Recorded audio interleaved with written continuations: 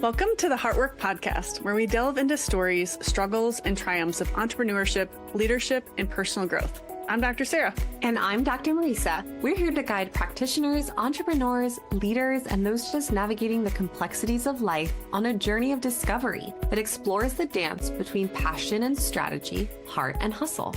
With candid conversations, insightful interviews, and plenty of laughs, get ready to uncover how leading with heart can transform your business and life. Let's dive in. If anybody's been listening to this podcast over this past year, there's been this theme a little bit. If you ever take stock, and I know you do this because we just are people that reflect, right? But if you ever actually look at your life over the course of a season or a theme, it's always kind of wild to watch it and be like, there was a thread.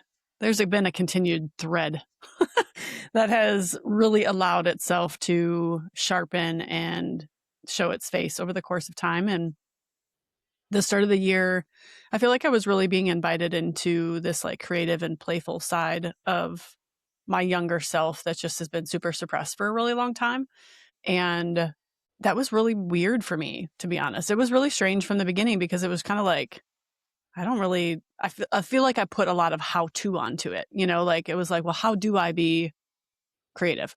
How am I supposed to be playful in work? When I tie it to things that I know, my structure of my business, it's well, okay, I know I show up, we do X, Y, and Z, and this produces this result.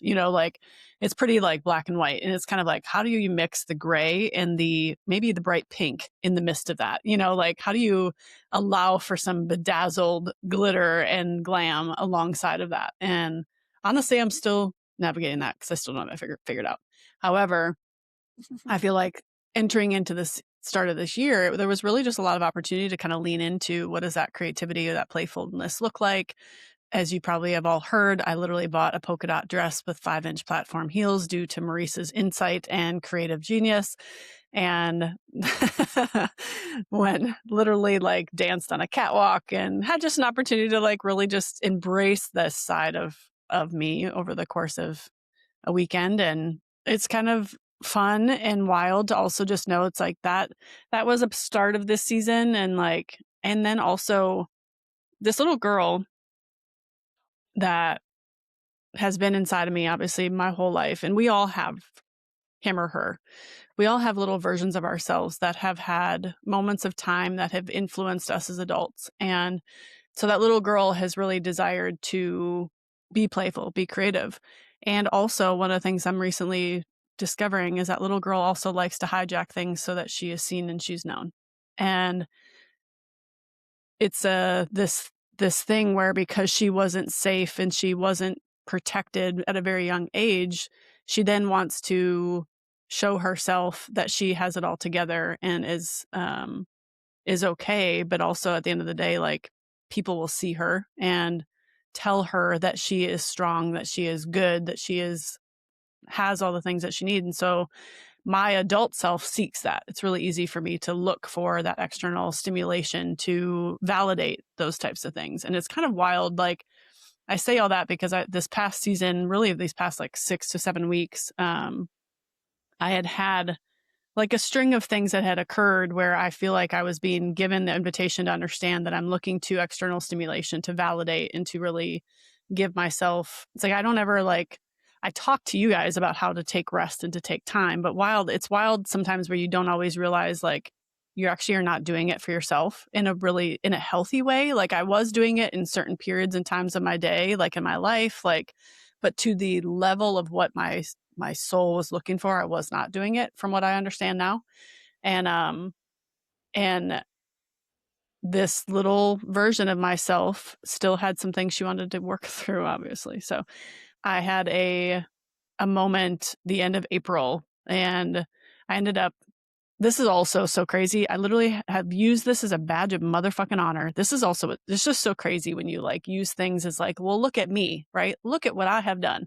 I use this badge of honor that I have not been medicated since 2008. And I have literally not ever gone to a doctor since 2008. So for 18 years of my motherfucking life, and used it as this oh, look at me. I've done a really brilliant job. You should be proud of me. And also you should aspire to be me type of a mentality. And and then I got beautifully invited to go through this crazy little like health crisis almost, and ended up needing to go to the hospital, needing medical intervention, ended up having a CT scan, ended up having surgery, and literally in a matter of less than 24 hours. Granted, I was like Friday or Sunday, and then all of a sudden Monday morning, I was like, I gotta go do something about this. And by Monday night, I was having surgery, and I can't even tell you. I mean, I don't need to get into all the things that popped up through that, but um, one of the I had multiple memories. Obviously, being just a couple of them, we being wheeled in a wheelchair down this hallway was like literally the most terrifying thing. It was wild. It brought back memories when I was a little girl and like when I was a teenager, and being poked with IVs, and it just like being taken. Nobody could go with you to an operating room. You're by yourself. Like remembering as a little 10-year-old child, it's like everybody was so gracious and so beautiful, but at the same time, you're like, Mhm. Obviously, I'm going to get emotional. Um, you're literally like getting taken from your parents, like you have to trust yourself into the hands of people that are, at the end of the day, they're trying to do their best for you, right? They're not trying to do anything to harm you. But it still doesn't mean that it's not scary. And this like it's wild how that little girl tried to keep this adult version of myself safe for a very long time in a lot of ways. And obviously, I'm talking now. Like there's things that are like bubbling out of my heart now. That there was this moment when I was in the hospital, I literally was like crying because I was having to negotiate whether or not I was actually going to do this surgery. And I was crying and looking at my husband and telling him, I'm like, I feel like I'm being punished. I feel like I'm being punished. I feel like I'm being punished. And it was this language of all of the things that I feel like I've done over the course of my life that I have done right. Like I eat good, I exercise, I fucking do this work. Like it's so crazy. Like it's like I take care of myself and my heart, and yet here I am again. Okay, God, what the hell? Like why is this happening? And in that moment I didn't necessarily have answers, but afterwards, I feel like the the continued things that I'm navigating in it is that at the end of the day, God does not he does not sit in the sky and literally have a lightning bolt trying to punish us. However, like I feel like the thing that came was like I had a version of my world where this little girl was trying to keep herself very safe and very protected, and but yet wanting to be playful, wanting to be creative, wanting to like come out and actually express herself, but also then trying to manipulate it in ways, wanting to be seen, wanting to be known, and but in turn would also cast a lot of judgment to other people if they were not also doing the things that she thought was also right. And it was I had this moment where God was like, I feel like I had when I was saying like I was being punished, like my expression of God was like one in the sky. And I literally said that. I was like, well, God in the sky. And I'm like, I've literally known this be true. Literally, God is like one with us, right? Like I am not without him. He is not without me. And if that is true, then in turn, then like if I am casting judgment, that means that I then view God as a judge, right? And or a punisher. So in turn, I'm very quick to judge myself and judge others. So in turn, no wonder that I am judging this makeshift version of God that I have created. And so he just beautifully just talked to me about like what would it actually look like for you not to judge, what it would look like for you to just love and care and give yourself some grace here, and what would that actually look like to love that version of yourself that has not had, at least in this season of time, has not known that love and that care.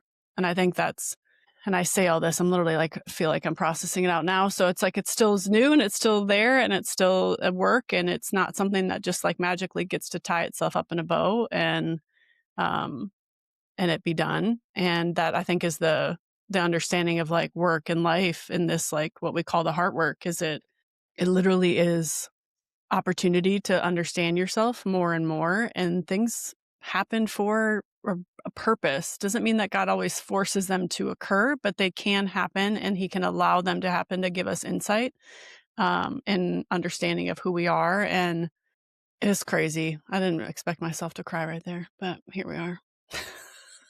I think it's powerful. I think there's a lot of people right now that are navigating things going on in their life that are going to beautifully feel and hear what you're sharing and what you're saying. And while I wish we lived in this beautiful, peaceful, just white light all the time Well, world, like the beauty of the human experience and condition is that if we are so willing, like our pain can help not only heal ourselves, right? Like the situations that happen, there are situations and you're just like, what is the fucking reason for this one? Like, how did I mhm, end up in this situation? And it's like, whatever that situation is, you do have the invitation and the opportunity to like sit in it and observe yourself through it and experience what life can have an opportunity to share with you and show you in that moment,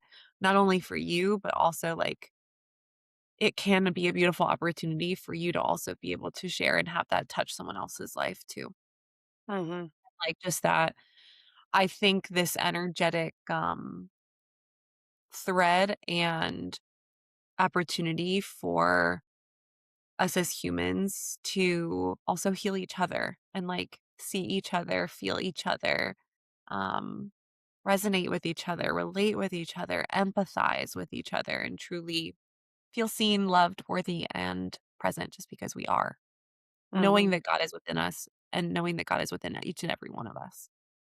And Yep. I hope that while you continue to process your story and this journey, that as you have vulnerably, so strongly chosen to share parts and pieces of it, that other people get to heal parts of themselves from hearing you and how you have done this and how you continue to navigate it. So thank you. Absolutely. Thank you for those beautiful, kind words. And also, obviously, even as we're recording, being a safe person to obviously be able to share it with. We all need a heart work friend. We sure do. So, thank you for joining us on another episode of the Heartwork Podcast. We hope today's conversation has inspired you to lead with heart in your business and life. If you enjoyed this, subscribe so you never miss a release, rate our show, leave us a review, get on our VIP email list, and join our exclusive Facebook group, The Heartwork Life, to plug into our community and learn from us and other heart-led entrepreneurs on a weekly basis. We look forward to chatting with you next time. Bye!